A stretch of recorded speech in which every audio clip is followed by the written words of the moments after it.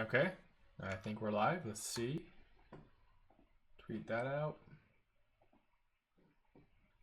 Give it a minute.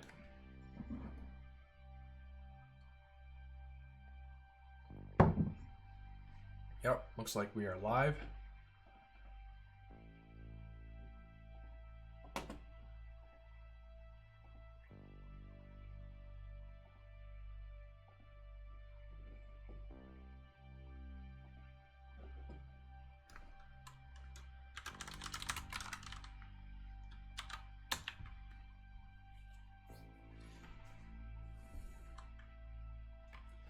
All right, guys and gals, let's pick up where we left off yesterday. So we need to implement the time selector pure component and add that to the pod form. So for some context, let me start the server, show you where we left off.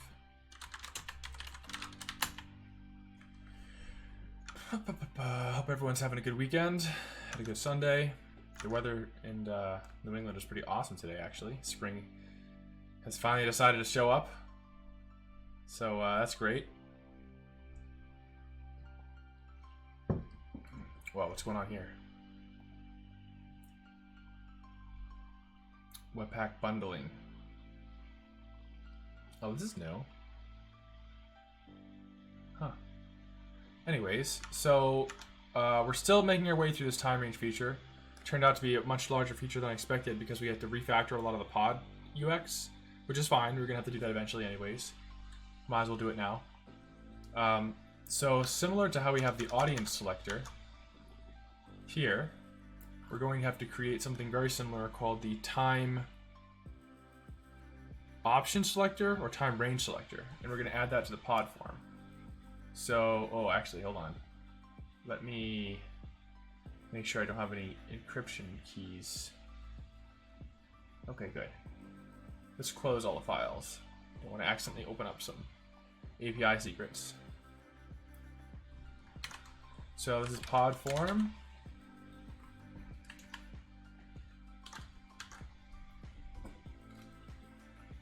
Alright, so I think I had a to-do. Remember, you always want to leave... Yeah, okay, so we're in the pod form on line 200. This is where we're going to add the pod time selector. We can just call it time selector. It's a generic... Actually, no, it's not generic. It's specific to the pod. So... If I remember correctly, we're going to have three options in the radio. We're going to have the event times, enable planning, and then a custom time. Because pods now have a start time and an end time. And so that's what we're going to add here. All right, let's see if the server's running. What is going on here? Oh shit, I'm running in the wrong... My bad, guys. I'm like, why is this... I'm running in the wrong thing here. Back end. npm start. Gotta warm up the fingers here. Okay. So, again, the whole point of this feature is to add this doodle.com like UI to the pod form so that the members can plan a time that works for them. This is a really useful feature. I've used this app all the time. This is mainly useful for planning like virtual Zoom hangouts. So like Facebook and a bunch of other apps are now doing like spontaneous hangouts where you can just like go live and people just join your room, which works for some use cases, but this is sort of like the opposite of that, where it's supposed to be sort of like an intentional, planned time where you're going to get together with people to keep in touch. And we're going to, in another feature, have the option to make it like weekly or bi-weekly or basically recurring, but we'll do that in another PR. Alright, so the backend should be running, very good.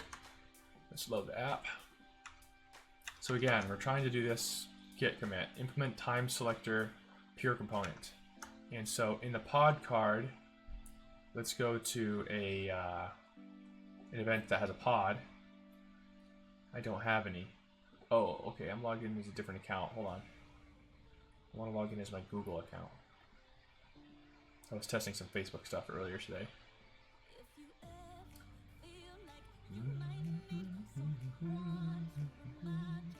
Yeah, so where's my pod?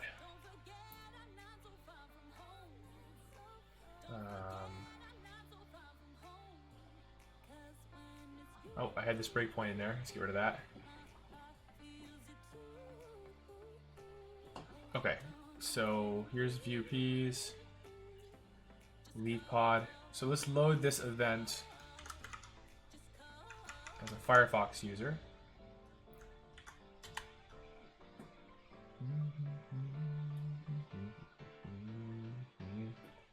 Alright, so what we actually want to do is in this pod form, yeah, okay, so we want to put the time selector here after privacy. So it's going to be very similar to privacy. There's going to be 3 options, and the options are going to be use the event time, enable planning, or custom. So this is basically going to say time range is going to be the group. Let me think. Time range. Yeah, that makes sense. Time range. Alright, let's just implement it.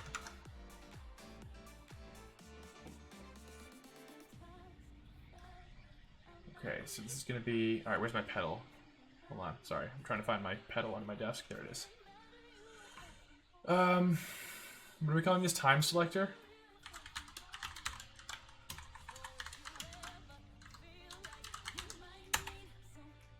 And then we'll add a...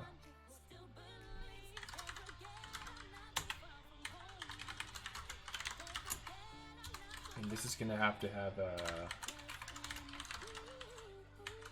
Alright, so this is pod time selector. And this is going to take in the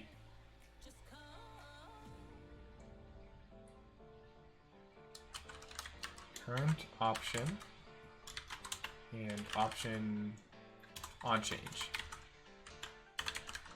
So it's going to be a controlled component. And we can return... Actually, it's actually very similar to audience selector, now that I think about it. So we're going to need all this. Radio grid. Yeah, we're going to need all this. And so the audience selector has like the options here. Value and on change. So we're going to do something very similar. We call it value, let's be consistent. So instead of privacy options, it's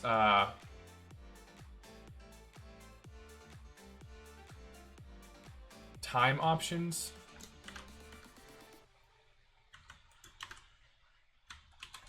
So privacy goes to time, and this goes to, there's an FP. Yeah, nice. No, FO. Yeah, there we go. Default time option is going to be the first one, which is just use event. And then this is going to be enable planning. And this is custom, still custom. Use event time. We're going to have tooltips for all this stuff too, so you can see what each of these means. Like use event time, enable planning.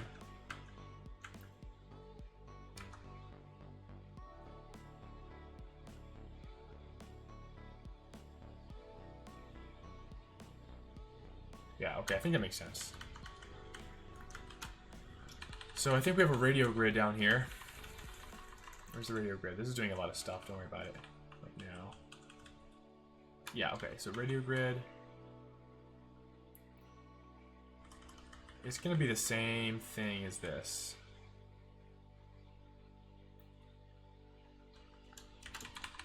Use the grid element. Oops. Very similar component. So instead of privacy, we're going to call this. Oh, we don't have use state, do we? We need all this stuff too.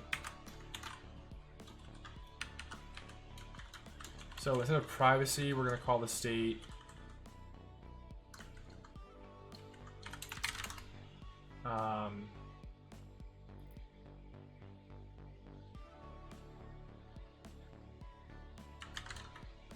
time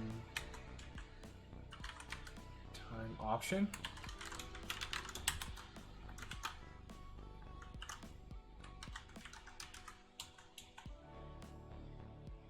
Oh, we're still using the old use state API here, huh?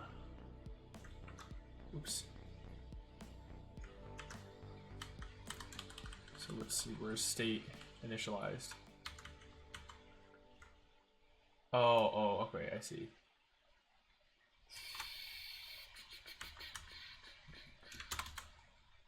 Time option is going to be default time option. Set time option.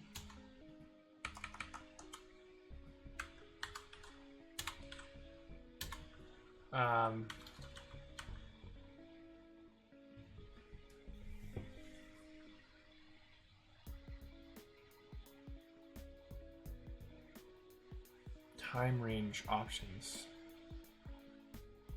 So basically we need to do a get pod by ID here.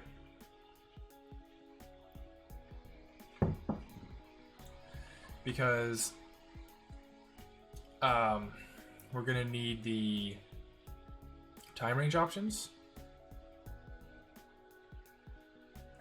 So we're gonna need to use, this is actually a smart component. Yeah, it is a smart component, okay. So, oh shit.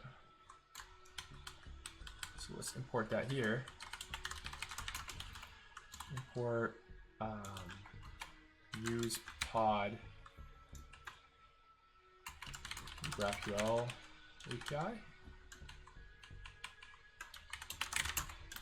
And this is going to be get pod by ID loading, and then pod use pod ID. So we actually have to pass in the pod ID to this pod ID here. Yeah, we're doing the same thing with the audience selector.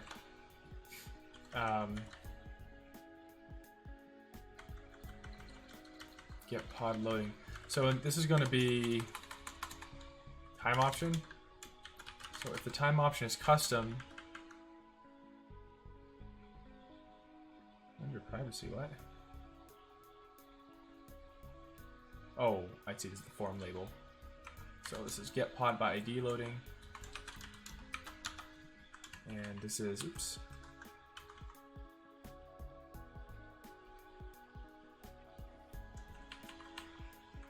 Let's first export this. So this is the pod time selector.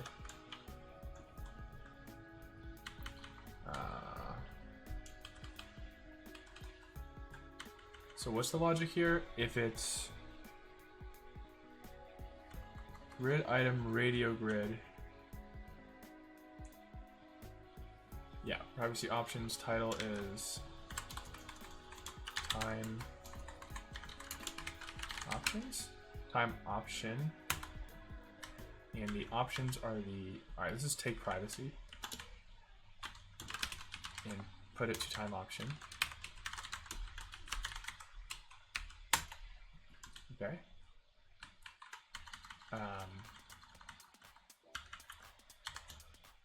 So if get pod by ID is not loading, and the time option, so it's loaded and the time option is custom, then we render the radio grid. Oh, if it's not custom, then we render the radio grid.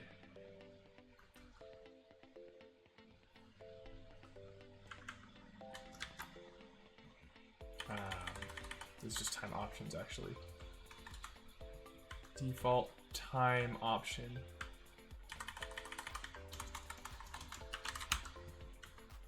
On change, on privacy change. So here we're handling on privacy change internally. We're doing a set state. So we'll just do on radio changed, and then on the radio changed, we'll just do set time option u dot value. What is it? So this is the option. So this is time. All right, let's just do val, and then set time option is val. On radio changed. Let's make sure this is working. Okay, so we're just fleshing this out, the logic of this component real quick. So we have our radio grid. It's gonna give us our 3 options. And this is, we only render this if what? If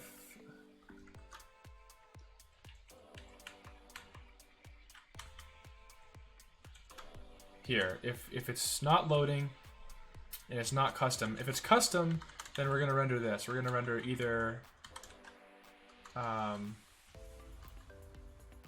it's not custom, where's this?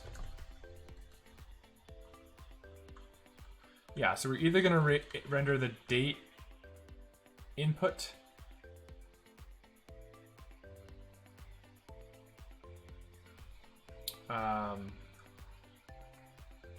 Let me think here how we're gonna we can improve this logic. Well, let's just flesh it out for now. So we're gonna have a radio. Oh, I see. I have this like on reset. Yeah, see how this logic works? If you choose a custom privacy, then you can just click this to reset it. I kind of like that. We should probably keep that.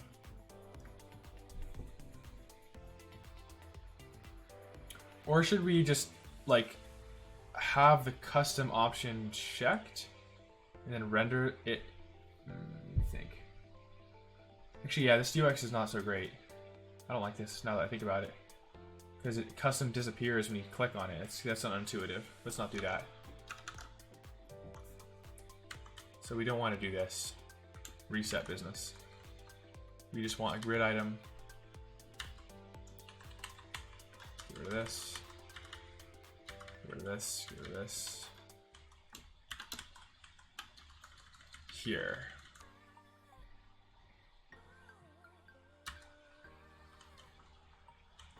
Radio grid. Actually, wait, we don't even want any of this conditional logic.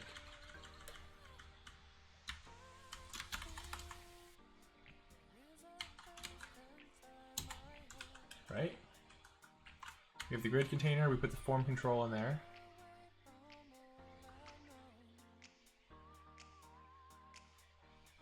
Privacy. If it's loading, we render the spinner. If it's not loading, yeah, we don't want to do this.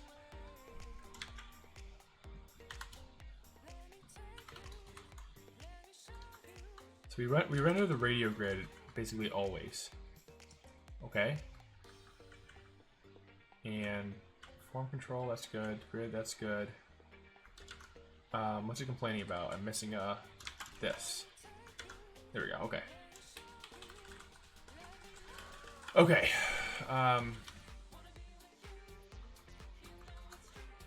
So we actually have to implement this use pod. I don't think we have that hook right now.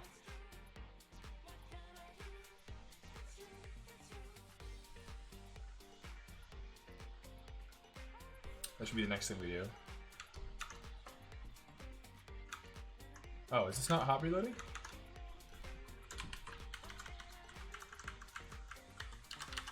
Save. Oh, that's a bummer. Alright, so we need this use pod hook. Let's go and add that. Because I think in the pod form we have this like odd pod form hooks, which I don't like. I don't like that at all.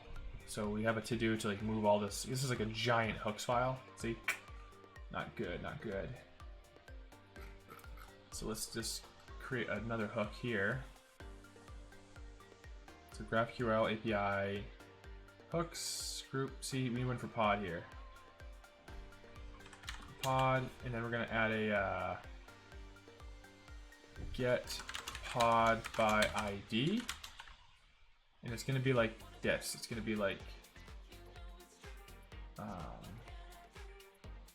it's gonna be just like this.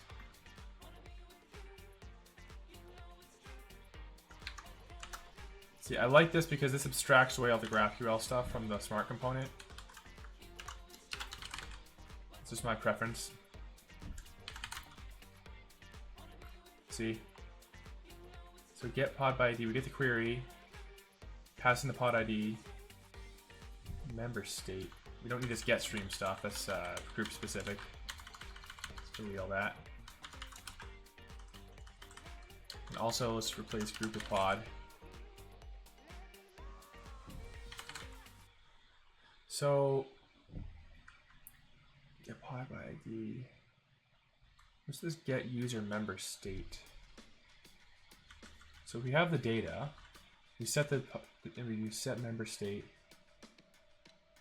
Current user member state. Oh, okay. We don't need this either. Get rid of that. That was this group specific thing. All right, so this is much simpler actually. So we have this. Boom. There's a hook. That was easy. So we should export that now from the GraphQL API. Where's pod? Here. Oh, actually, we already have it here. We just have to export the hook. So this is the whole front-end API in one file. Use pod hooks from hooks.pod. Use pod hooks. There we go. So now I should be able to import the pod hooks from the smart component, like so. And we're going to get the is pod by ID loading, and we're going to get the pod. Now, one thing, are we skipping? Yeah, okay, we skip if there's no. In fact, I don't even need to do this data thing. Let's clean this up. Pod. Well, let's leave it for now. Actually, forget it. Okay, so we have the pod. And what do we want to get from the pod again? We want the time range options. So we need to actually use a use effect for that. So on pod loaded is going to fire when the pod changes. So let's write that. On pod loaded, we have the pod. Pod loaded. Okay. And we're going to do like a set time option based on this pod. We'll do that in a second. I'm just fleshing this out right now. Don't want to dive into the details just yet. Okay. What am I missing? Form control. All right, let's just see if this works. So there's the first pass of the pod time selector. And we want to import that into our pod form. Where is it? Here it is. So here we're going to do pod time selector, and we're going to pass the pod ID, which is, oh, actually it's my pod. Shit. My pod and my, you know what we can do? I love this nullish coalesce, what is it called? Nullish coalescing feature. This ES6 thing. Oh, and we also have to pass the on change and the value. So value is going to be the time option, and the on change is going to be on time option change. Okay, so let's implement those. Well, first we have to import this thing, right? So where's that coming in? Smart components. So import pod time selector from smart components. Pod time selector, and we want to use what do we want to use? We want to use a custom state. On pod saved, on form closed, on dating. Oh, here we go. So similar how we have on audience change. I'm going to say on time option changed. And it's going to be time option. On pod params changed. Pod params, and then we're going to pass in the time option.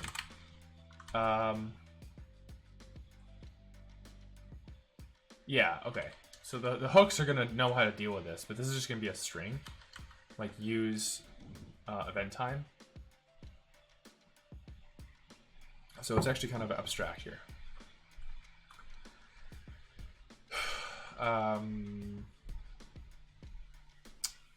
Yeah.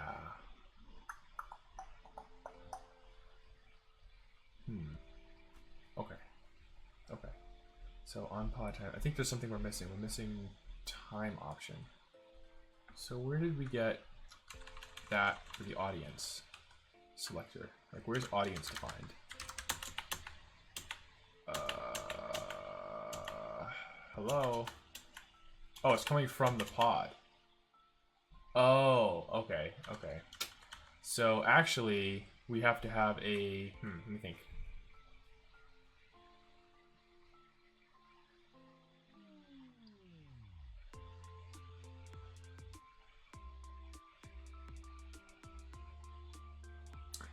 We should pass.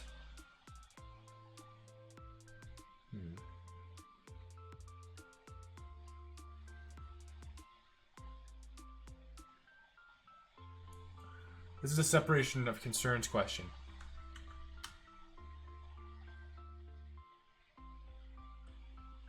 As the option changes. See, in this case, we're actually passing the legit audience from the pod entity. But here, we don't want to pass like the actual time ranges. Oh, actually we do, don't we? Yeah, we do. We want to pass time range options because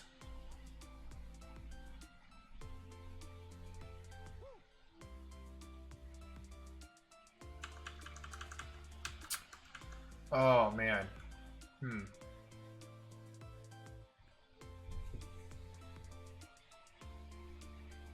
me think about this. It's not so simple like we're just mutating a thing called audience. We're mutating three things: the start time, the end time, or the time range options field. So it's a triple. So we can't just pass in one value. This value is essentially encoding three possible values. It's a set.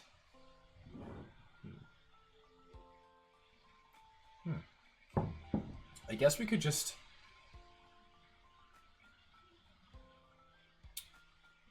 so the way it's using this value is just to select from this this radio option, right? Time option. So this is actually just a radio value. So that radio value is a derivation. So it's actually, it is coming from the pod params because the pod params are coming from the hooks. See? Use pod form hooks. All right, so this is fine. This is fine. We'll return the time option from the pod params, right? And in the hooks, let's save this. In the hooks, we have to return that time, or in pod params, here, default pod params, time option is undefined, and where we're calling set pod params. So here's the default, and the logo is open. Otherwise, we set new params. Yeah, okay. So this is where we want to change it.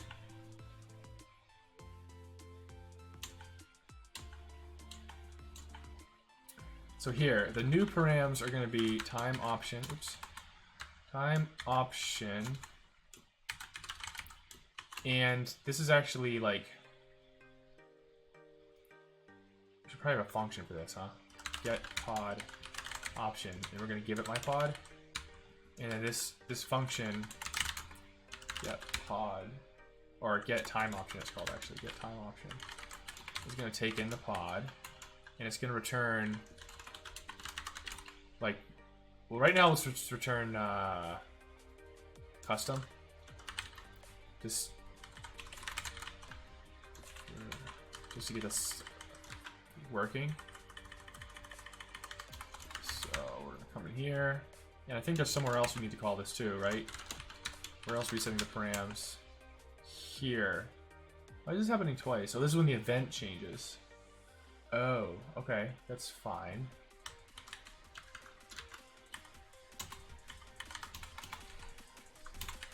Okay.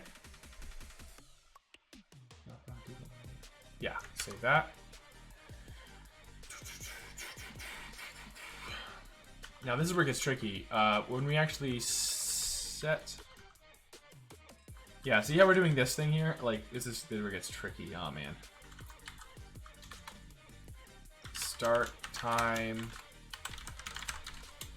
End time. These are the fields we're trying to change in the form.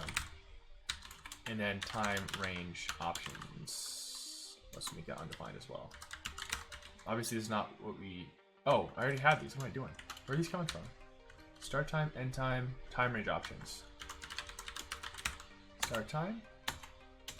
Oh, it's coming from the pod params? Oh. Oh, okay.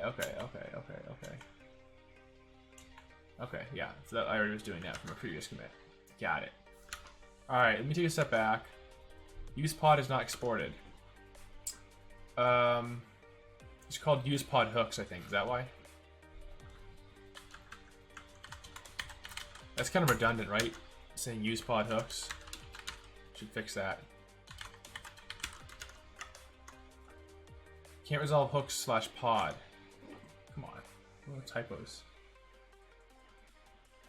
GraphQL hooks slash pod.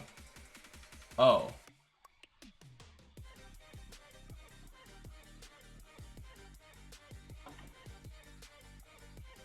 Oh, I see. I had index files.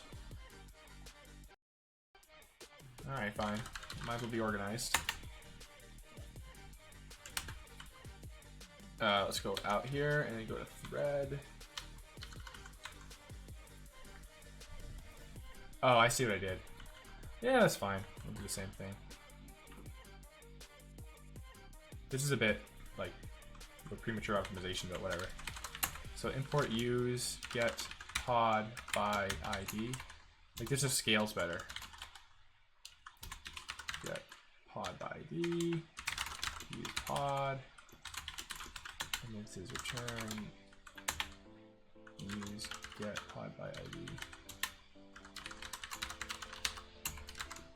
Use pod. Okay. Use get pod by ID. Yeah, so I see how I did it. This makes more sense, actually. It's more scalable. So I don't do this. I do this. So use get pod by ID.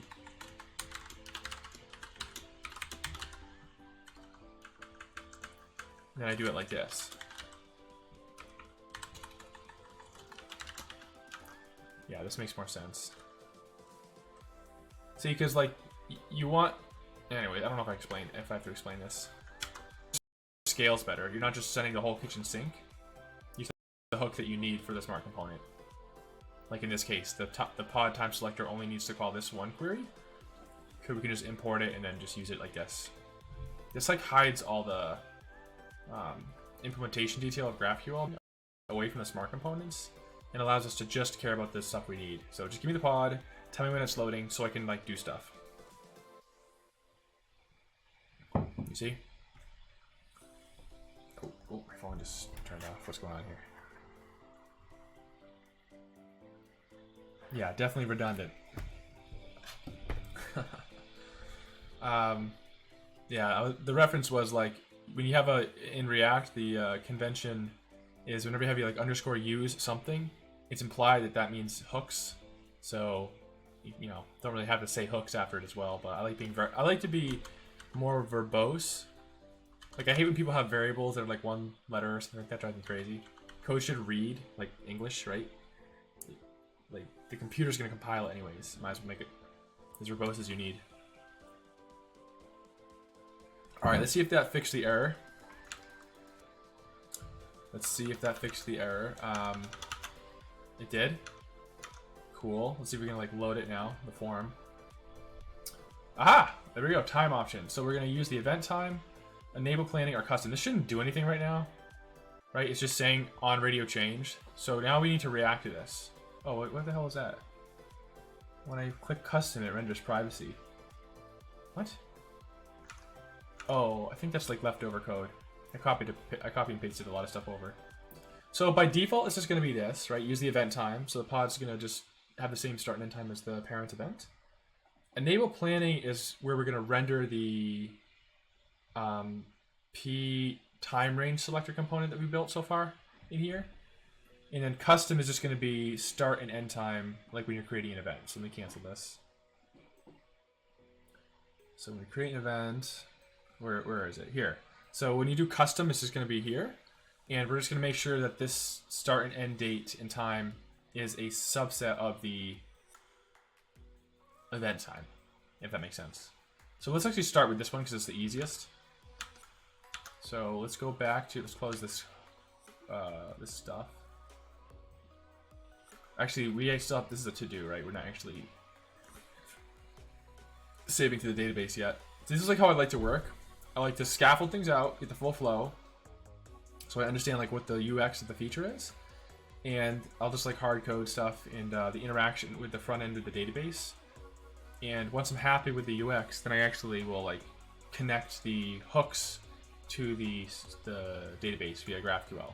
So I like to separate the concerns of the full stack feature into, like, I like to be able to think, okay, now I'm working on front end stuff, like changing UI and React and stuff, and like, okay, now I'm in GraphQL mode. I'm thinking about data transfer to the server. I don't like to mix the two. That's why I have this like layer. If you look, this is just the way I code. I don't know if you guys do it differently. That's why I have this layer, like a GraphQL folder. Like this is all GraphQL stuff. Like I could delete this folder. Theoretically, all my smart components should not, like I should be able to re-implement this entire thing with a different data fetching interface, and none of these should be affected. Like none of these should be importing directly from the Apollo client library. Like these should be agnostic as to how we're fetching the data. Smart components are just responsible for, I have some data from some custom hook that came from a server somewhere, and I have some pure component that just takes in props and renders some UI. This is the business logic. Okay, so the pure components basically is like the storybook of the app, and pages are just layout, which combines smart components. That's the app right there in a nutshell. So separation of concerns is important. The GraphQL API again has these hooks which wrap all the logical entities. This is not fully done yet. Like obviously we're missing event event, I think. But this is how I work. So we're getting the pod by ID from the server using the GraphQL query. We're exporting that and using that in our form. So this all looks good. This all looks good. So now let's come back to the pod time selector. And like I said, the first thing we're going to do is the custom option. Oh yeah, why is this rendering this? Hold on, let me think. This is... not needed. Like this should always be here. Right? Like you should just always render, not privacy, but should always render time option. That's the name. We can change the names later, of course. Privacy time option. Okay, never mind. This is redundant. Because that's actually the radio grid. Yeah, see, the radio grid will render time option for us. Okay, so yeah, we actually want to just steal this from the event form. So let's come in here and search for start time. Oh shit, is it abstracted away? I think we abstracted it away into event dialog. Start time. Yeah, okay, so we have this like date time picker component. Alright, this is actually semi-complex. Yeah, let's just take this whole thing, let's lift this whole thing. You can't really copy this into a common file because it's actually very specific.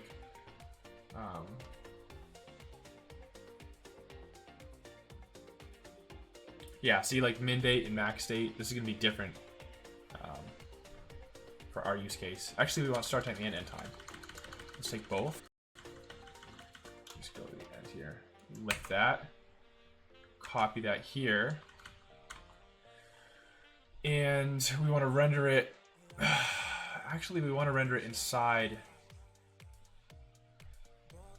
Yeah, see, this is what I was, this is kind of tricky though. Like, I want to be able to click custom and then render it underneath custom.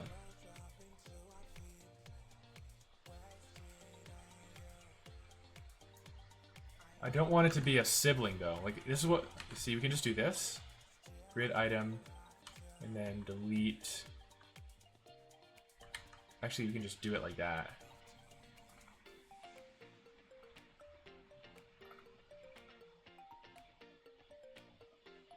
Oh, I copied some extra stuff, I think. See, we could just do this. Let's just do it for now, but it's gonna look really ugly. I think we're missing the date time picker too, though. Grid container closes this grid item. What is it complaining at? Form control. Yeah, I don't need this one. So, close that. Wait, I'm sorry, what's going on? Grid container has a grid item. This has a grid item. Form control. This closes this grid, this closes that grid, and then this closes the outer grid. Oh, so we don't need these things.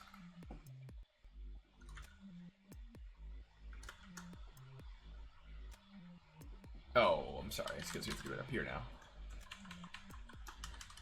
So this goes like that. What the hell? Do I still have an extra grid? Grid item. Oh, duh. So this is a grid item. Yeah, okay, sorry. This is what I'm trying to do. So I want it, this as a grid item. I want this as a grid item. I want this as a grid item. And then this closes the grid. And this we don't need. Did I get that right? Yeah, so this is good. This grid item is good. This grid item is good.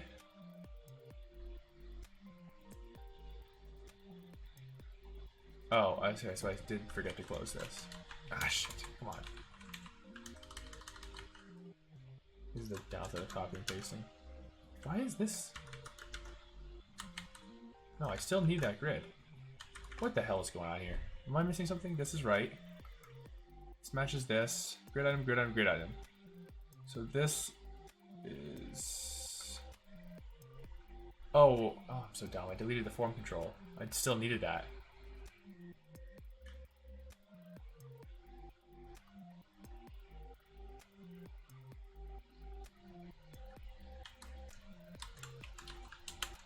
So this is that, and this closes that grid, and I still need form control here. Yeah, I shouldn't have deleted that form control. Bam. Okay. But now I have to, I'm missing an import, aren't I? Yeah, the date time picker. Let's just pull that from MUI Treasury.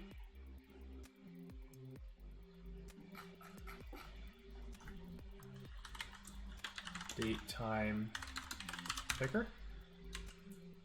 I think we're still missing a bunch of stuff, right? Text field. Min start date, max start date. Show time picker. Oh yeah. Alright, well, this is only going to be true if, let's just start here. The time picker is going to be true when the state is time option, is equal to custom. So this is also true for the end time picker. Here's that. Oh, that was, no, is that start time? Where's end time? Oh, here's end time. I close it. So this is also true here. Show end time picker. Time option equals custom. Min end date, max end date. Run params, end time. So this is actually pod.end time.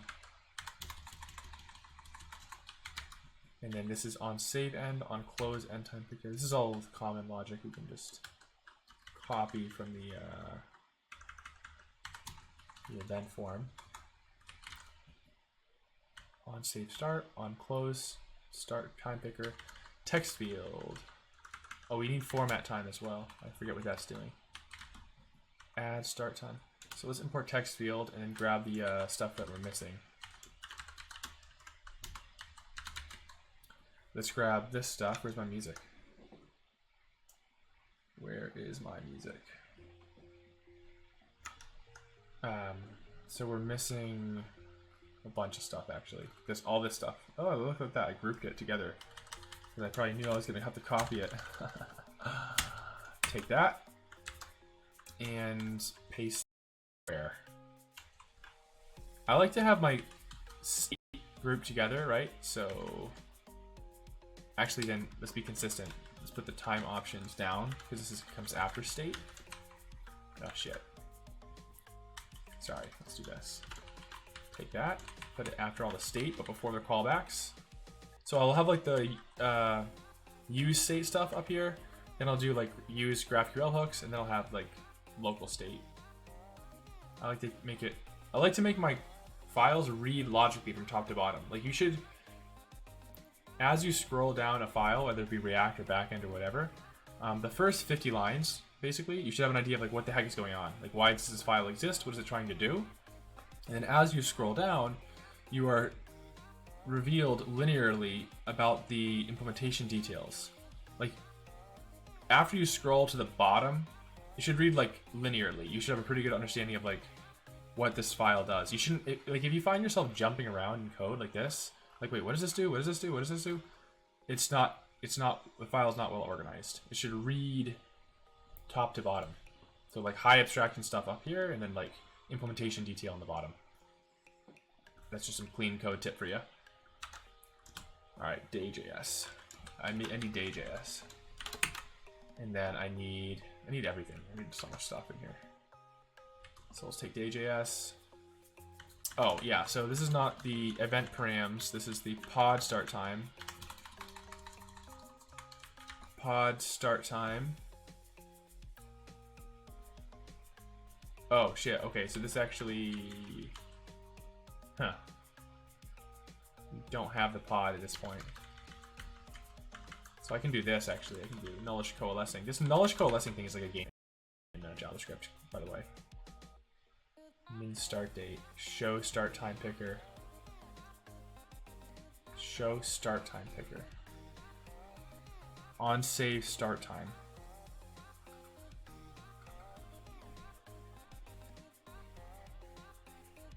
All right, so the on change of this selector is going to trigger, let's take a step back. It's going to trigger this. No, it's going to trigger here on time option changed, and that's gonna call on params changed, and it's gonna give it the time option. But really what we want to do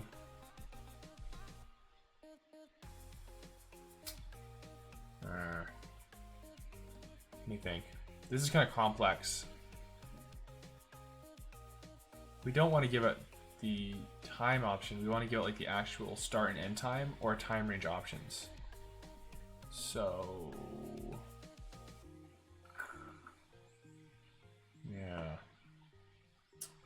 yeah.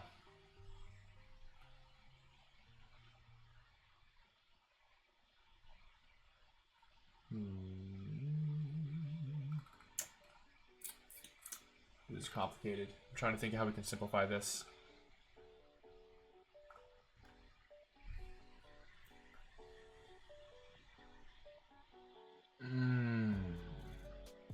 You see, because before, like, all of these hooks were pretty simple because they were updating scalars, like dating options a boolean, audience is an object, but time option is now a set. It's a trend, essentially. So, shoot. Yeah.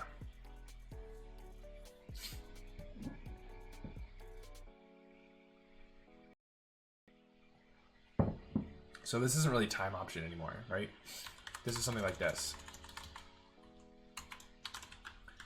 Start time, end time, or time range options.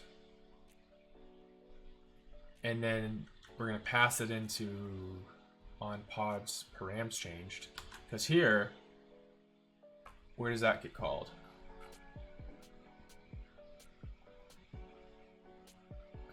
On pod params changed. Sorry, I'm just trying to remember how this works. It calls set pod params. So set pod params. Excuse me. Here. So it's just this. Time range options, time option. Yeah, okay. I understand.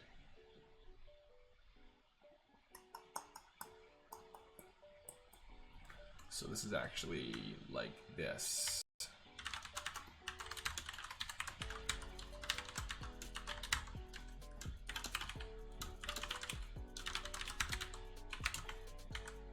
It's time range options. You see? I think we're also calling set pod param somewhere else. Yeah, here too. This is not my pod though, it's just pod. My pod goes to pod. Okay, so this is still gonna work if we pass, instead of just the actual option, we pass the data. So let's, and I like to be explicit about it too. I like to destructure in the arguments. And then you can search the code. You always want to optimize for readability and maintainability when you're writing code, so it's okay to be verbose if it makes it easy to like string search later. So if I can like copy and paste time range options and search the project for it, then I can now understand how this data is stored in the database, and then also how it propagates into the front end UI, right? Like if I instead did this, this is like something I learned the hard way after like writing a lot of code. If I instead did this, right? And then I search for time range options. I just hid it behind this object. It doesn't seem like it matters. In fact, the code looks nicer because there's less lines. But this is a mistake to do it like this. You want to do it like this. Where the heck is my music going? Right. So on time to option change. So we're gonna call on change. Where are we calling on change? We're not calling it anywhere. Oh, we're missing format time. Format time. Oh, what the hell? Why isn't this in the utils? Whatever. Like once I copy something 3 times, then I definitely move it into a utils. But twice is it's okay. Let's just do it. Okay, so we still have to implement on change here. So on save end time, on save start time. What is this close time picker doing? I think it's just... I'm forgetting what I did for this. Oh, okay. Set show to... Okay, let's just copy this then. It's all the same logic. This is all the same logic.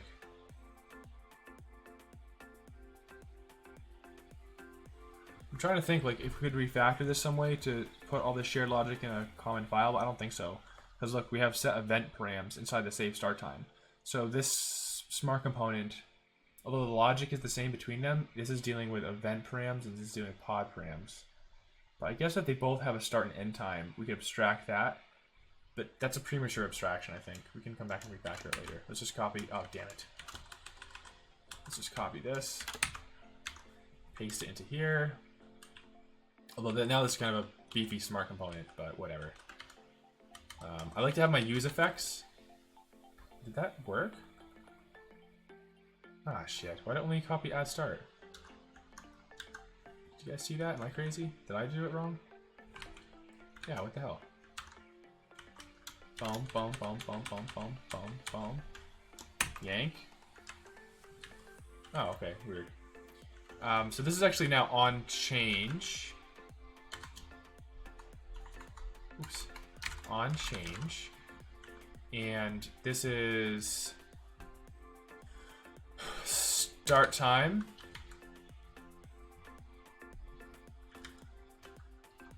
And then this is on change end time. So on change like that.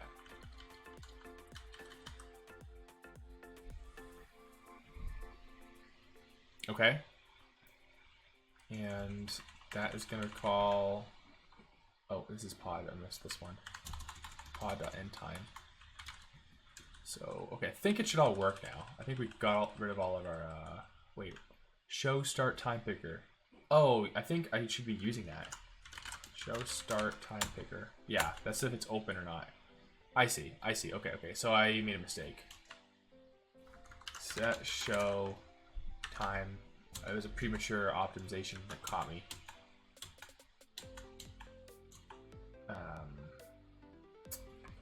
Yeah, that was a premature optimization. What we should have done, see, okay, let's revert this then. So see how I here have time option is custom? Actually, we want it to be what we had it before, which is show end time picker. And likewise, we want this one to say show start time picker. And we want these to react to the value. So, oh no, on value.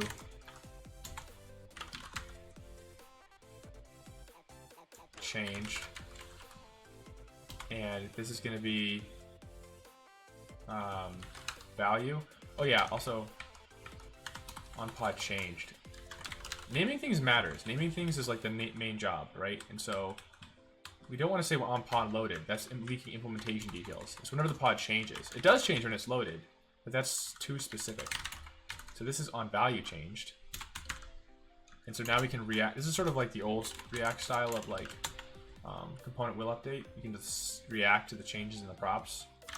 So on value changed. And now we say if so value is equal to custom. Ah, shit. If value is custom, then we call set show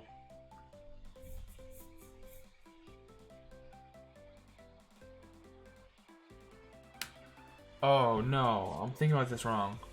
Set show time picker is if it's like the modal is showing, not if the fields are showing. I just conflated those two things. Darn it.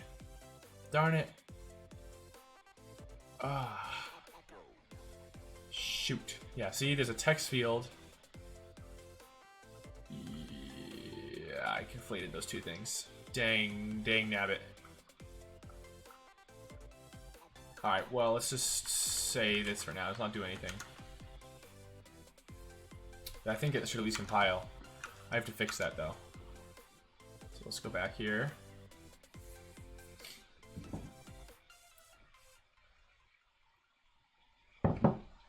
Default time option is used before it's initialized. Is it? Where? Default time option. Oh, okay, fine.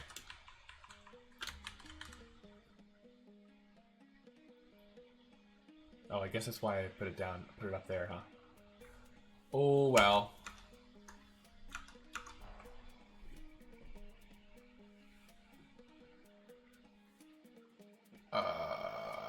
Pod, you can't access pod before initialize. What? Where's pod initialized? Here. Where do we get the pod? Where do we get the pod? Where do we get the pod? Here. Oh. Oh man, okay, so I just had this all wrong. Let's put this bottom here.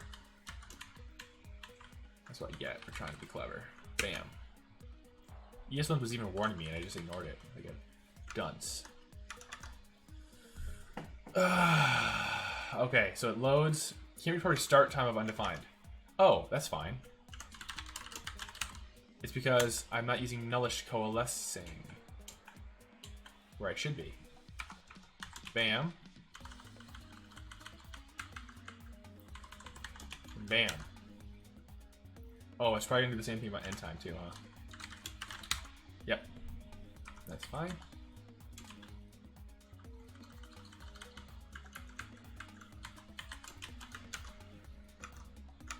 Alright, come on, freaking render. So, alright, loads. Yeah, see, the start and end time are rendering no matter what. So if we come to custom, that doesn't do anything right now. Start time, this. It's like the end time. So I only want it, this is my conundrum. I only want to render this start and end time. First of all, I want them to be, I don't want them to be, I want to be in line. Oh man. Why is this?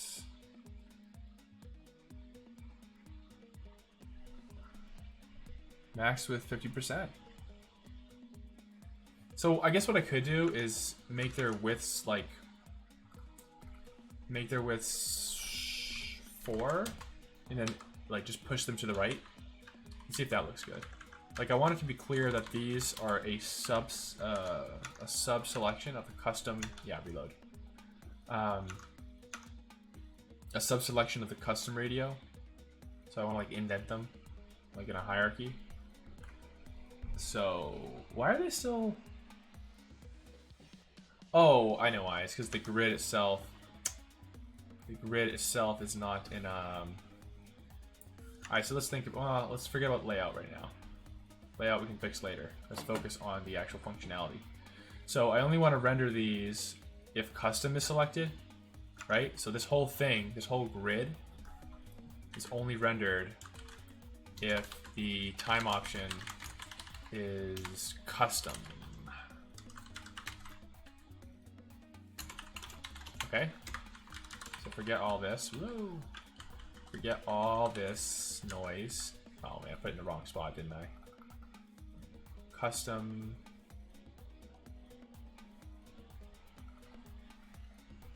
Yeah, it's supposed to be after this thing. No?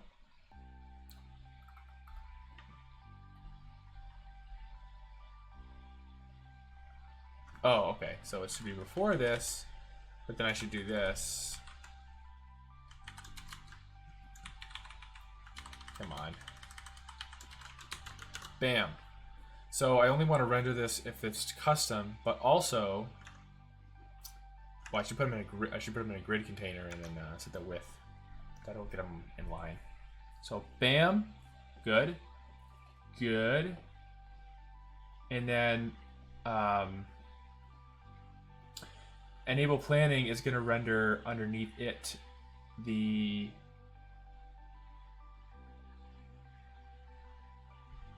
time range. Oh man, this is This is complicated. Maybe I should move time option to the bottom.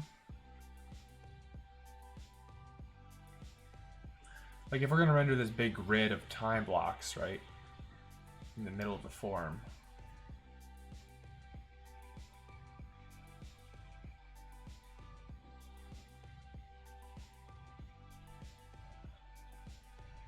Let me think about this.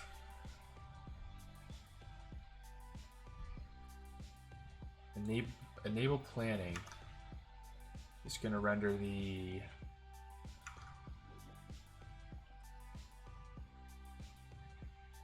time range options.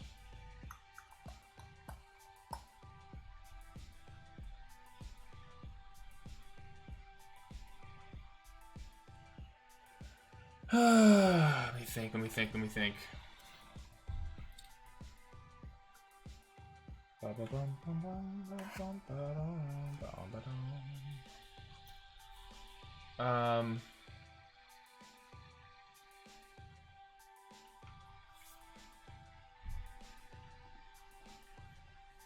Enable planning. So we want to render the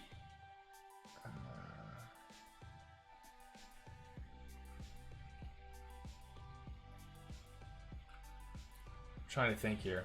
So in the pod card, let's take a step back. In the pod card, we are rendering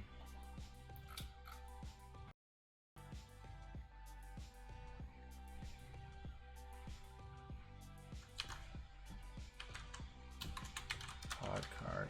Where is it? The pure one. So in the pure pod card, oh my gosh, it's in this one. P pod card. Here, we're rendering this.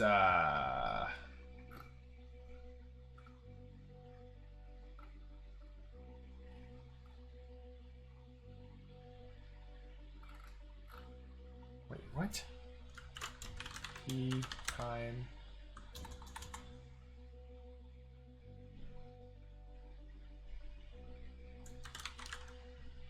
What? Where is this? Where are we rendering the time range selector?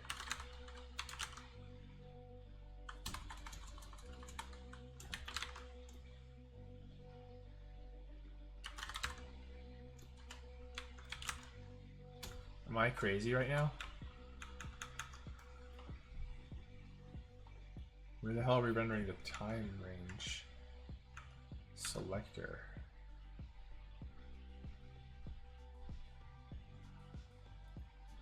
I thought it was in the pod card. Oh. It is in the pod card. There's two of them. There's the smart component pod card. And then there's the pod list. Okay, I just got confused for a second.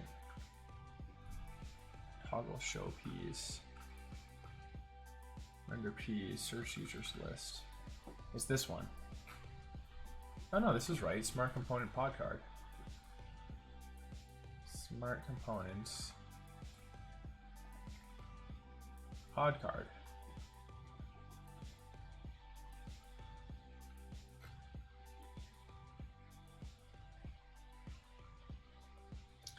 Pure pod card. Oh, it's in the pure components. Here.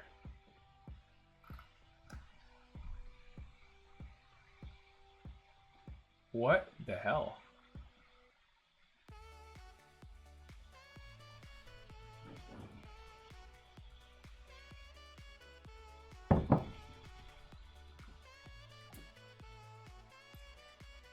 Pod card.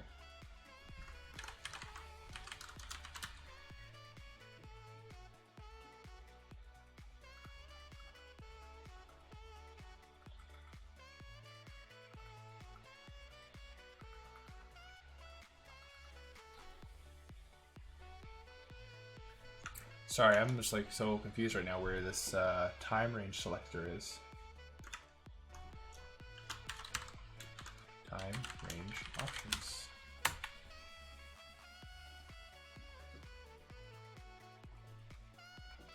Pod form. pod card. On time range options changed. The pure pod card. Pure pod card.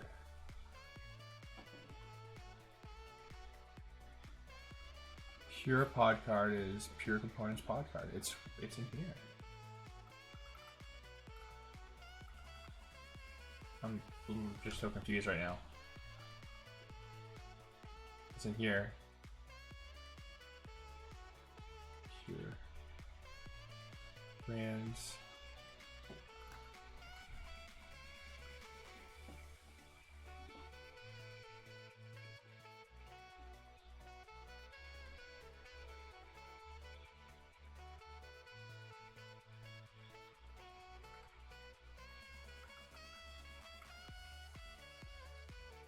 Where's the time range selector? Oh, I know why. I have the wrong branch checked out. Yes. I was so confused. I was like, where the hell is the code? Okay, my bad. Yeah, reload. That was really weird. So it should be in here. Yes, P time range selector. It's getting late. Almost 9 o'clock. Oh, but I want to finish this form. Front end code takes so long. Why is that?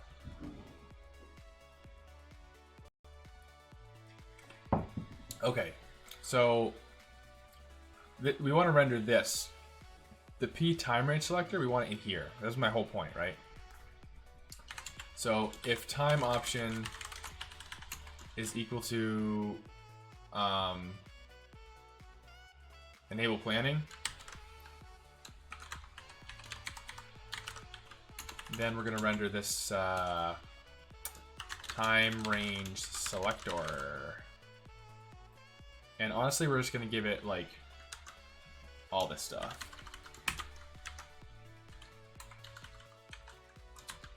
Like so. And we're going to import it here from treasury. So time range selector. You don't need the radio. You don't need the form control label. You might need use callback. I'm not sure. Let's leave it for now. Prop types we're not doing yet until the component is done. So, okay. We need time range options. Oh, shit. What's going on here? And that's coming from the pod. Good. The selection, time range selection. So that needs to be a local variable. We need the user ID too, huh? Time range selection, pod time range options. I see. Okay, let's just do the same thing. And on time range options changed.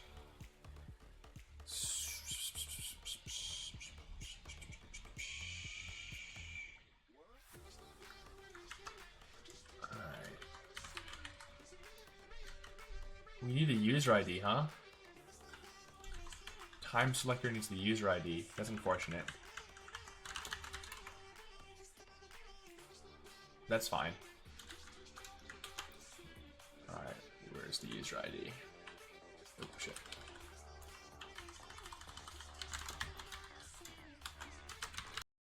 User.id. Oh, where's the current user? Pod form. Guess we're not using it?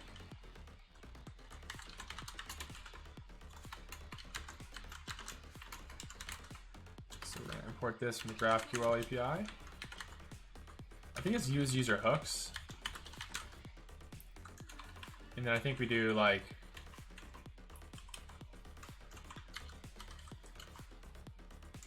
let's do it here. Const use current user is equal to use user hooks, and we can say current user is equal to use, come on, current user. I think that's how it goes. Let's see if my guess is correct. That's how it should be. Use user hooks.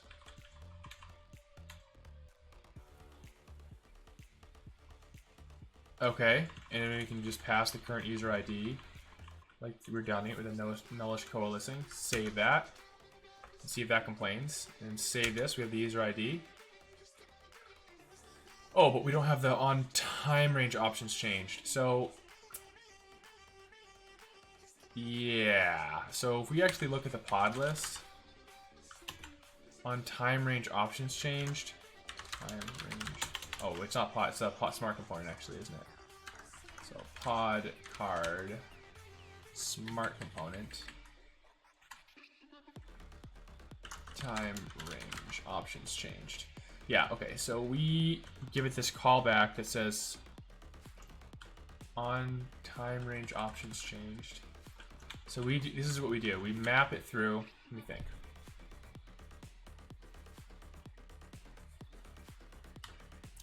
So we have to do this same business logic here. But we're gonna call on change pod and time ranges. We don't need pod, we have it. Pod and time range options.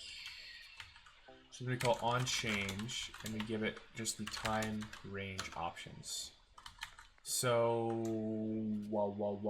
yeah. Save that. Let's see if it still compiles. It does. Wonderbar.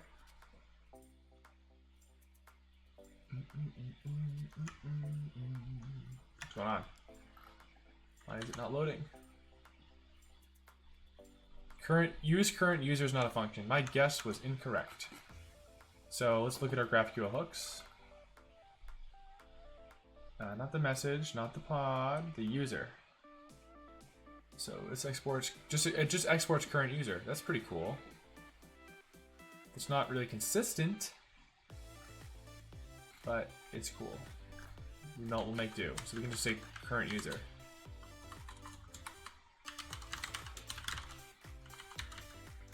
I'll take it. All right. Load, please. Thank you. Okay, there's our time range. 1 to 3 a.m. Let's edit the pod. Time range options of undefined. I'm not using nullish coalescing. Why am I not doing that? Why am I not doing it? I almost just want to like... Well, whatever. Let's just do it like this. Like, this is a interesting conundrum. Like, is this more readable to use nullish coalescing or destructure the time range options off the pod? I think that's more readable because it's clear like where that value is coming from. It's coming from the actual pod that's passed in. So, wait a minute. Time range options are undefined.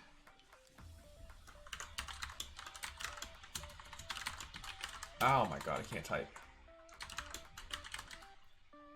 Oh, we're also doing it here. Ah, shit. Don't need it here. There we go.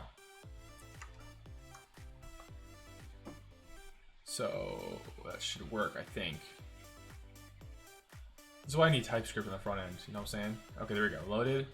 I don't know why it's running 0, but whatever. So this should load that, yep, and then enable planning should load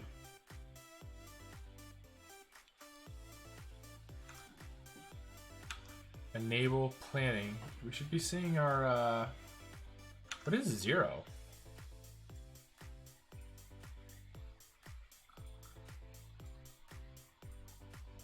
What? Oh, that's why. It was evaluating using the bitwise operator. That's funny. That's a gotcha, huh? And boom! Can't properly reduce of undefined. Alright, well, what the hell? On time range options changed. Oh, you need some more nullish coalescing, you know what I'm saying? Wait, that's happening in the P time range selector.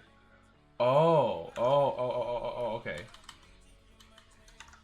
P time range selector on line 250. So this is actually a bug in P time range selector. Let's fix that. On line 250. What is it again? G, Shift G? No. Control G? Control G, 250. Enter. How do you go to line?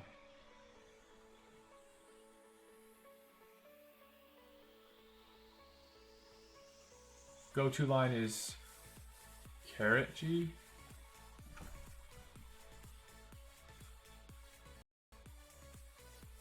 What?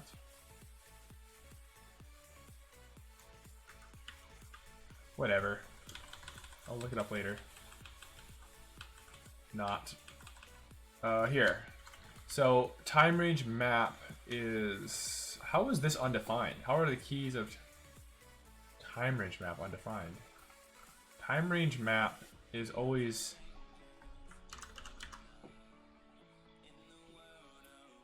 This can't be undefined. Oh, here. Time range options is being passed in as a prop. So time range options, where is it? Where is it? Where is it? Where is it? Where is it? Time range options is the pod.time range options. Ah, okay. So this is my bad. This should be... So this is a mistake. This is a mistake. This should be initialized to empty array. Oh shit, we're not using prop types? That's a big mistake. Import prop types from prop types. And then we'll go to the bottom of the file. Prop types dot time range, p time range. Wait, what am I doing? It's p time range selector dot default props equals, and then this is time range options, and that's going to be an array. Selection is also going to be an array. Non-change is required, and user ID is required.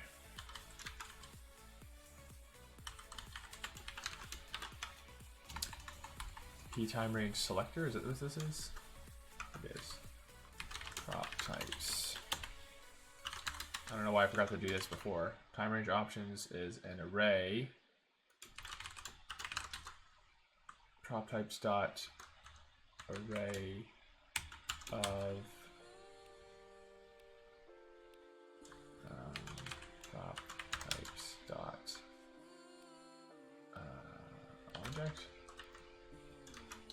That is required, and then it's not required actually.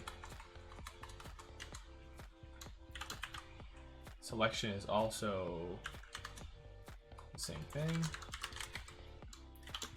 Man, I really wish I had TypeScript. Gosh darn it. Unchange is a func. It's required. Dot is required. And then user ID, the string, also is required. Boom. Fixed that bug, I think. Prop types is already been declared. It has? Oh. Okay, let's just delete this one.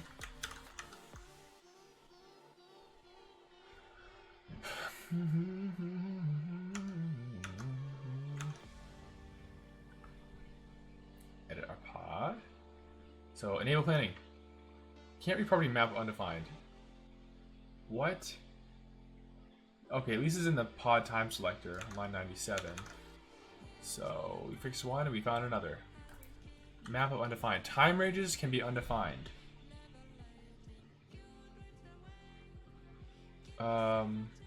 Okay, so then just if not time range is return. Don't do shit. If it, oops.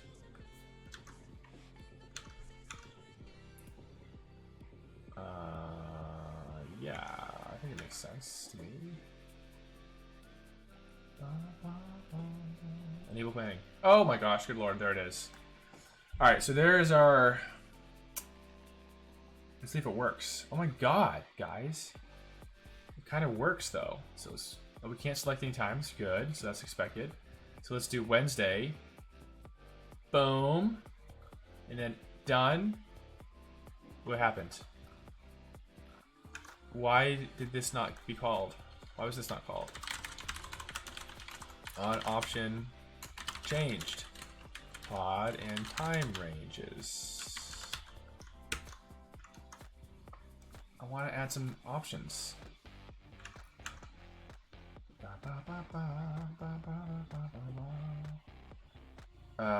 Enable planning. Edit range. Add a time. Save it. Undefined, undefined. Oh, that's a problem. That is a problem. Ah, crap. Why is that undefined?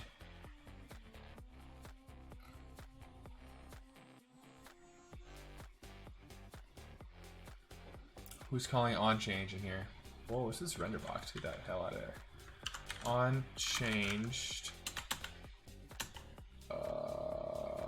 Here. New selection. Oh. It's my bad. That's my bad. I know why. It's because here in the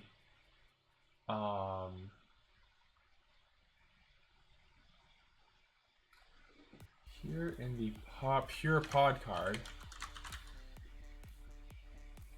No, the smart pod card. I gotta delete that one, man. It's such an annoying thing. Here. So this is where we destructure it. So time ranges comes in. Just time ranges comes in. Not, and then we do all this. So it's just this. This is my bad. I copied it. I copy and pasted it wrong. So it's just time ranges. That's why this was undefined. This should never be undefined, actually. Let's just delete that. That should have been a code smell. Alright, it's 9 o'clock. Maybe I have 30 more minutes in me. I just want to see this form working. Loading, time option, enable planning. Okay, edit the time range, add a range, save it, and... Okay. We have the pod, we have the time range. Start, yep, that worked. Okay. Okay, why isn't it showing up? Oh, because we're not doing anything with it. We're calling on change. Alright. Okay. Let me think about this. Yeah, reload. So let's take a step back. What the heck? We've been coding for like an hour. We're just trying to do this implement time selector pure component, right?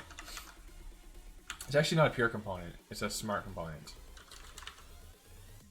And it's a pod time selector because it's specific to a pod. Okay. Where is it? Pod time selector.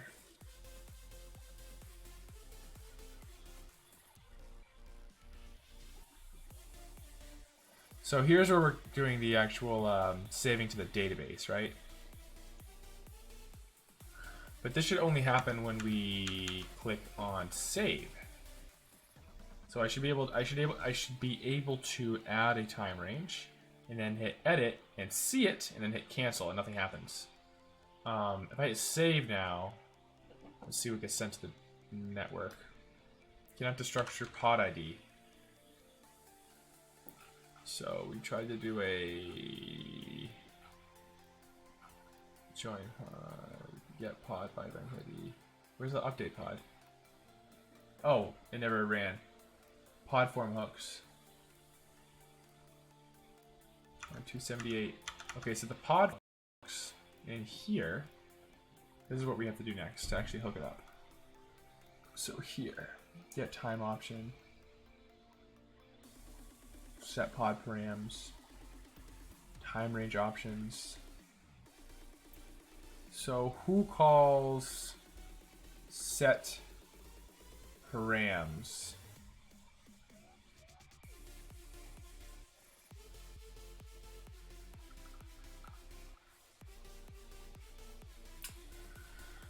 Alright, so we actually have to update it on our side here in the form.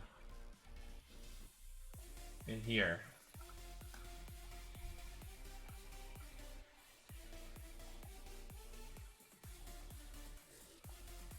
Yeah. So on pod time options changed. We have the start time, end time, and the time range options. Bam. And so I don't think time range options on time option changed. That's where it's gonna all change. This causes it time range options. Let's see if this is coming through. I don't think this is coming through. I think this is the problem. So we're in the form, we enable planning, we add a range, we save it, and then we get on pod time option change, undefined to undefined, this. And this is the time range. So this is start end, and then this is the time range. Where was that? Here. And this calls on pod params changed, and it passes time range options. So this calls. Wait, I'm sorry. What? On pod params changed. What's this? This comes in here. So it's set pod params. Oh, okay. So it is calling set pod params. So what the hell? So then when I click save, where does that happen? Where does the save happen? Right here. Update pod.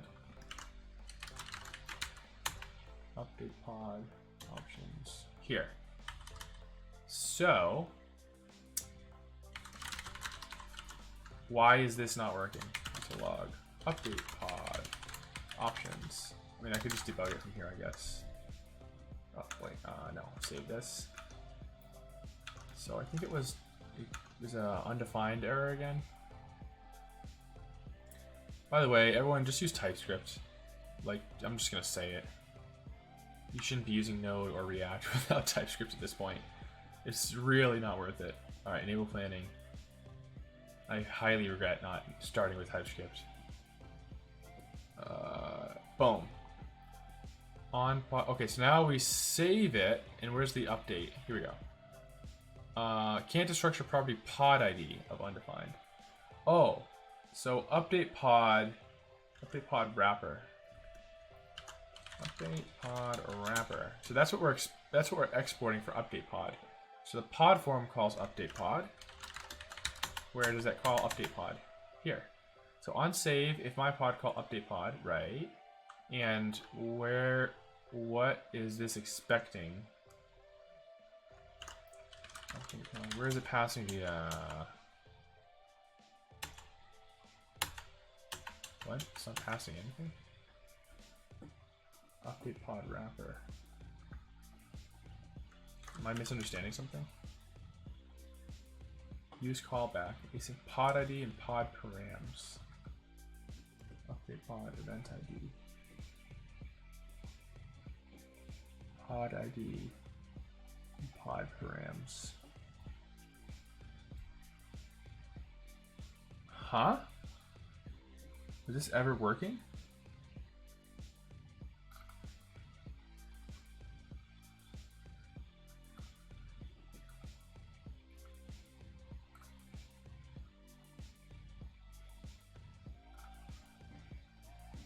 I'm hella confused. How was this working before? When I call update pod in the form, I don't pass it anything. Am I crazy? Let's stash this and just see if this is working.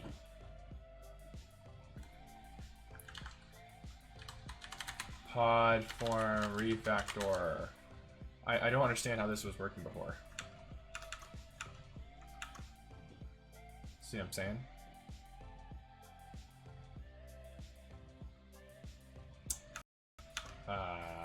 Okay. So if I edit the pod, come on, go ahead, Laura. If I edit the pod and I change the just followers and save,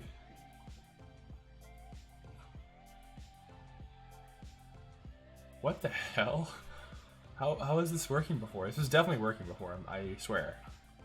I don't understand how now, though. Get pod by event ID. Get pod by event ID. Get user by ID. Weird, man. Okay. That is at least like...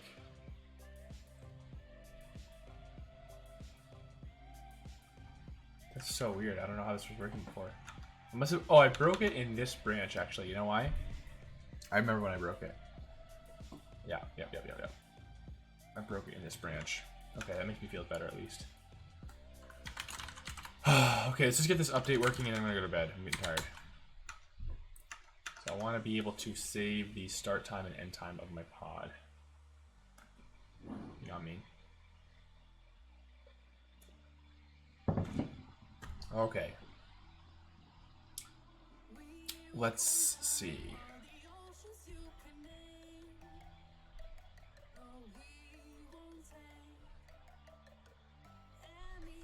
Is it loading? It's loading.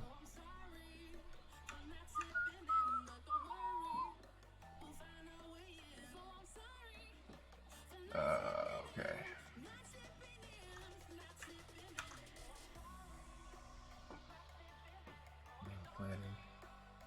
Oh, okay, so we have to fix this update. That's what I was doing. Sorry, like my brain's falling apart now. Why do we even have this wrapper? I'm sorry, what? Use callback, pod ID, pod params.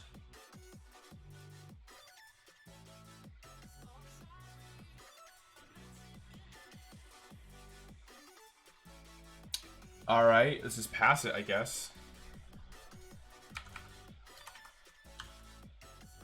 Wait. Alright, it's weird. Pod ID, pod.id, and then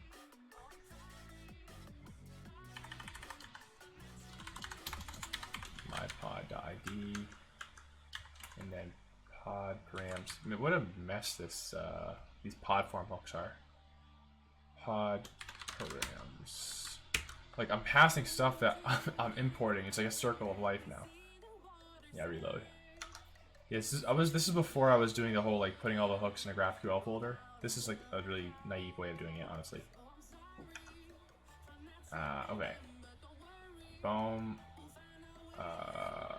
Wait, let's just see if I can save it first. Save. Oh my god, what happened? Field time option is not defined by update pod. Oh, okay, my bad. So they can't pass the time option here. Here.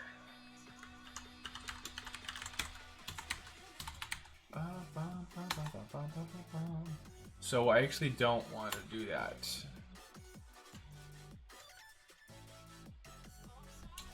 Where's the update wrapper?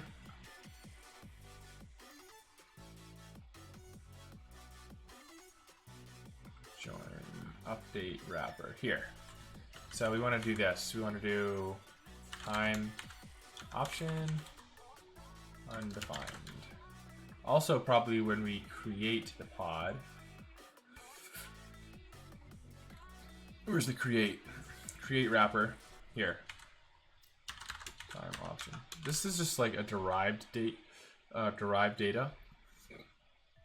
Oh, see, this is kind of weird. This is like UI state now, isn't our hooks? Not cool. This whole thing should be refactored, honestly. Let's get it working. This is a messy way of doing it. Can I save it now? Followers, save. Nope. What's the thing now? Input got invalid value. Oh, come on, what the hell? I was trying to read that. What input did I send? ID, audience, start time, time range options. Wait, what's the invalid value? This looks good to me. Start time, end time, null. What the hell? Let's break and so I can read that freaking error. Oh, maybe I didn't generate the persistent queries in the client. I thought I did that last week, or yesterday rather. Brain is getting tired. Alright, break. Why didn't it break? What the hell?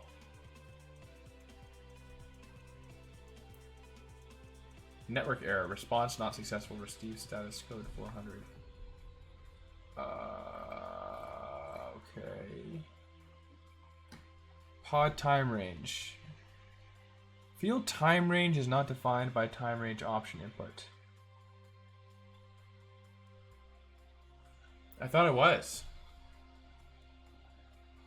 I thought time range is in there. No? I can't remember. Start, end, and state. Oh. Okay, I have to destructure it.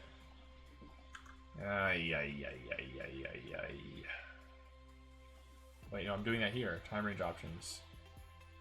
Time range options. Yeah, so why is it I'm sending the time ranges in the... what the hell? Time range options. You should have start, end, state. So I just have to destructure the time range. How is that getting in there? Time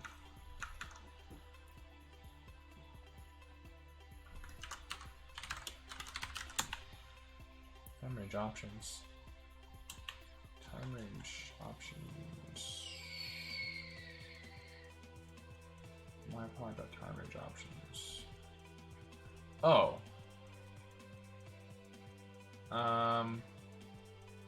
Okay. All right. So I can't do this. I have to do. Oops. Oh my god. Oh my god. I have to do. I have to do something like this. Oh my gosh. I can't type anymore. My brain's fried. But this is almost done. I have to do something like this. So in the update wrapper, where was that? Also in the create wrapper, I have to do time range options is get time range options. And I have to give it the params. Dot time range options. So we just gotta destructure it. So let's copy this into the update as well. Join update. See, I don't like how they're all collated like this. So copy this time range options. So get time options. It should actually be called get time range options. We'll change that in a second. Should do something like this. Get time option. Get time range options. Time ranges. If not time ranges, return. Otherwise, return time ranges. Dot map option goes to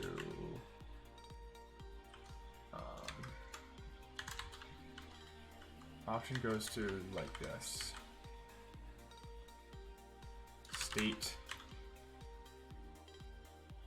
Well, it's probably easier just to go like this, right? And then do start time range dot start. Same with end, and then time range is undefined.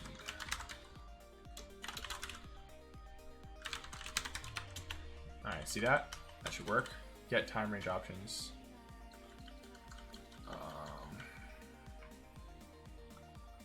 Where am I calling this? In create and update, get time range options.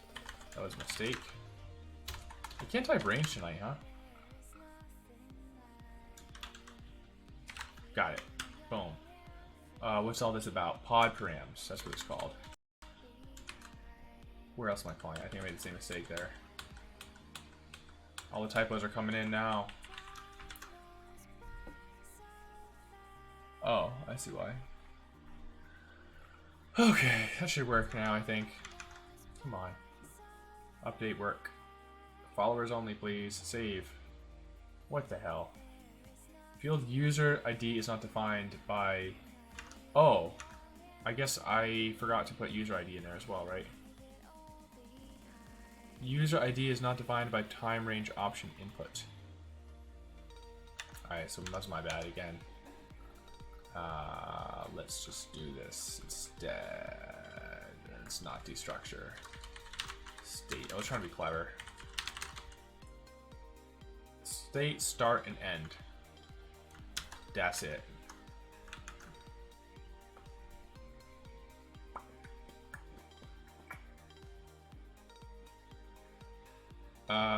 Edit. See, this is the difference between the GraphQL type and the GraphQL input type. Followers, please. Yay! I think that worked. It did. So now we should be able to enable planning, add a time range, bingo, and save it. OMG, guys. I think it worked. Why can't I see my time range, though?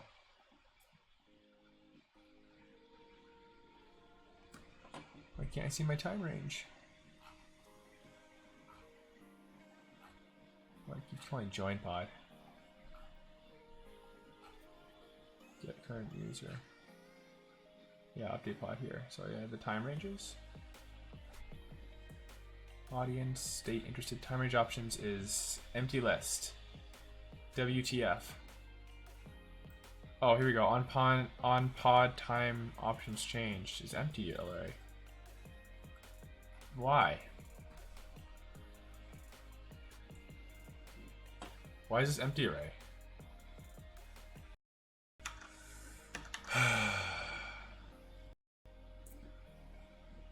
Why is this empty? Time range options. Time range options. This should not be empty array, guy. Time range option changed. Time range options. Yeah, reload. Oh, getting tired now. Trying to get to a good stopping point. This is taking longer than I thought. As things tend to do. So edit the range, add a range, scroll down, add a range, save it. What the hell? Why is it working now? I literally just added console logs. Well, anyways, let's see if that works. So save it. Oh, can't reproperty start of undefined. Something is going wrong here, man. Pod form hooks line 95. Can't read start of undefined. Time range.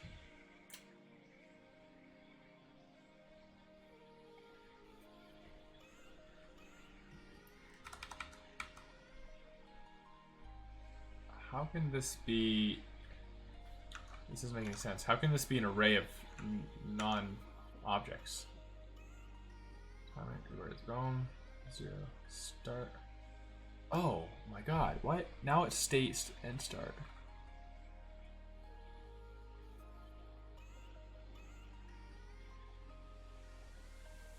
What?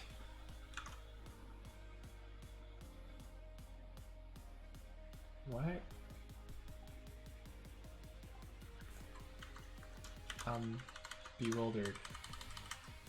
This is definitely...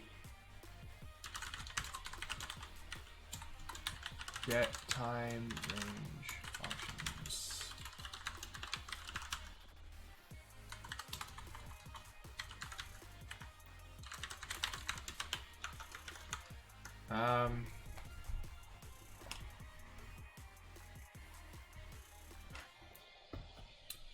I don't know why that not working. So enable plan, edit range. Add a range, save the range. Okay, state, start, and end time. So now save it. Wait, let's kill this.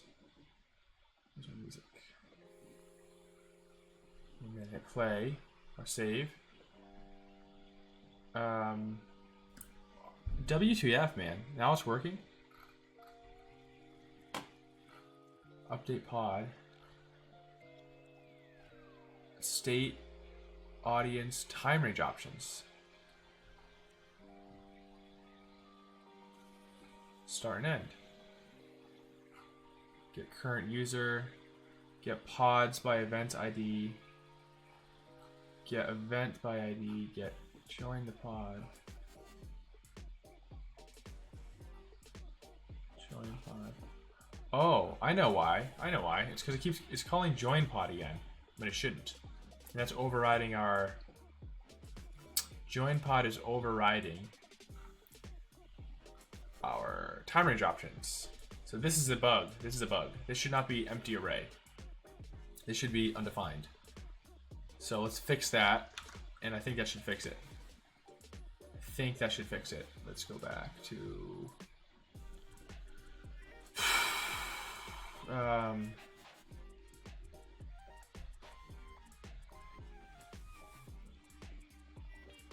so in join pod, is the join pod wrapper here.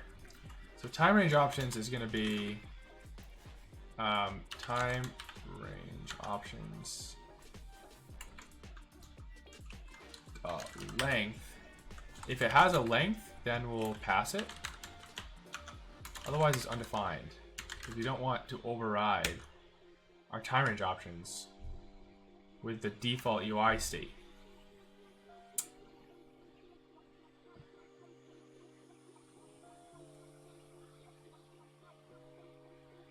Wait, so how do you delete time ranges then, we think? So if you had time range, let's just see if this works. It's a mistake. So we'll add a time range, save it. Now, I think we should have our time range in the pod. Oh, damn it. No, so it's still overriding it. I need more real estate space here. So this is not working.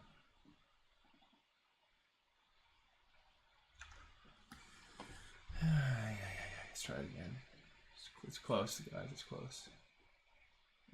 Edit time range. Give it a range. Save it and save.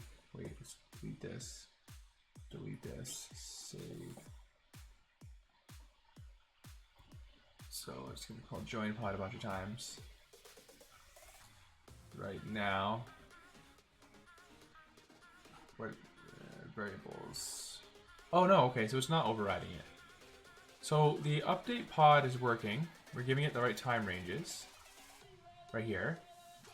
And then join pod is just not passing anything for time range options. So that shouldn't affect our time range options at all. And then we say get pod by event ID, and this returns the pod. The first edge is the pod, and we have a time range options. Oh, hell yeah. And here's us. This is our time range option for this pod. OMG, it's working. So why aren't we seeing it? Oh, we are seeing it. Guys, this is cool. So I click this, it says get pod by ID. And, okay, so it's not returning. Pod by ID should return the time range options. That's why. Where is that? Where is that query? Come on, where are you? Pod? Yeah, pod by ID. Boom. Public user props. Oh, interesting. Why are we not returning all the pod time range options? I feel like we should be returning.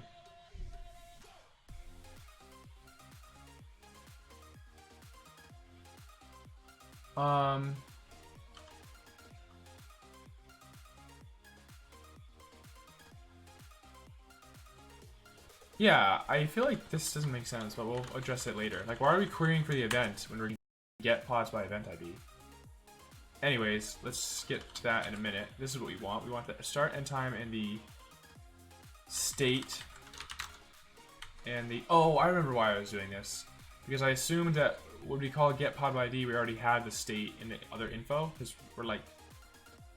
I don't know if that assumption is valid.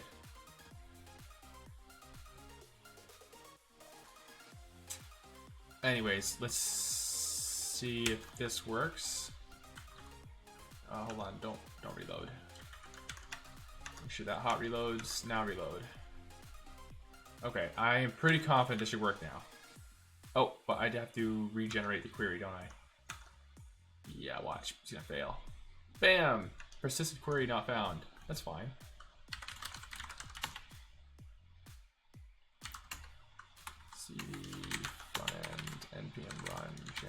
queries. Okay.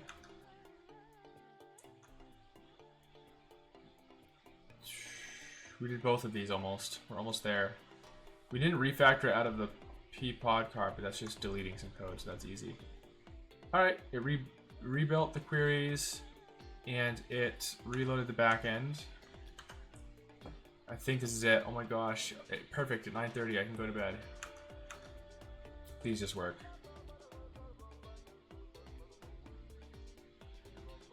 Can you DoorDash me some butternut squash curry?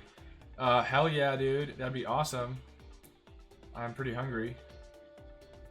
Okay, enable planning. Dude, this is so cool. It works. Oh, man. Ah, yes. All right. Okay. All right, so let's recap what we did. First of all, let's commit some stuff. Get some code in the books.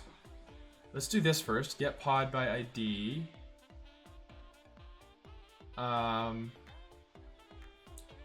GraphQL index pod types. Yep. On form. I think that's good.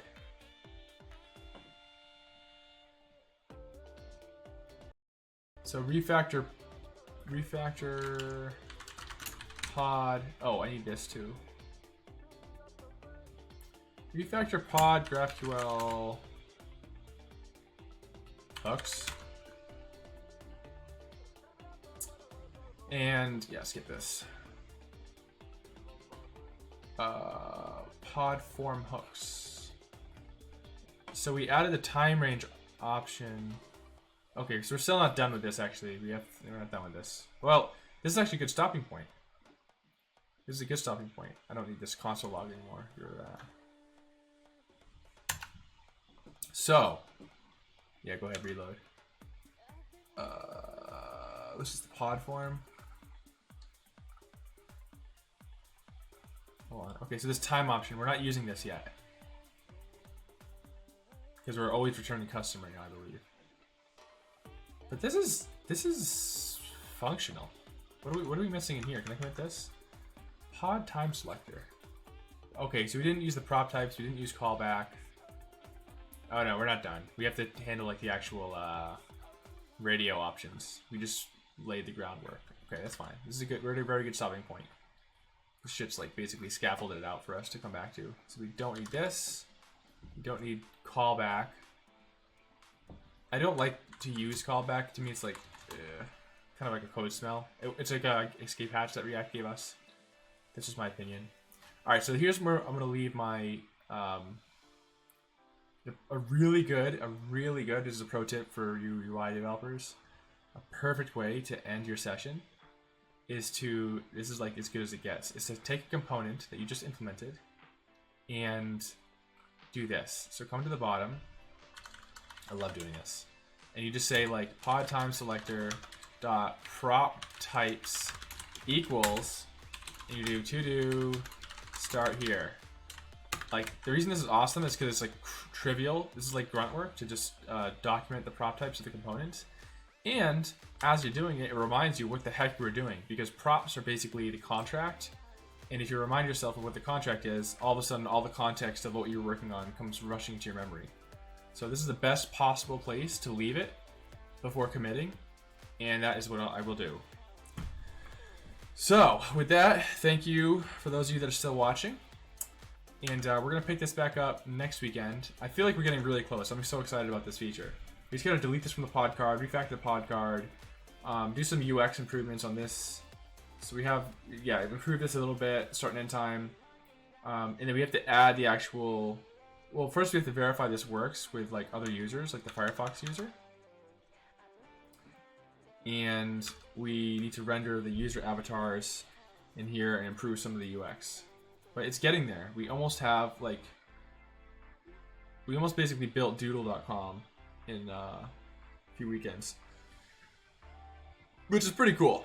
Pretty cool. All right. So with that, thanks for joining me, and I will catch you guys next time.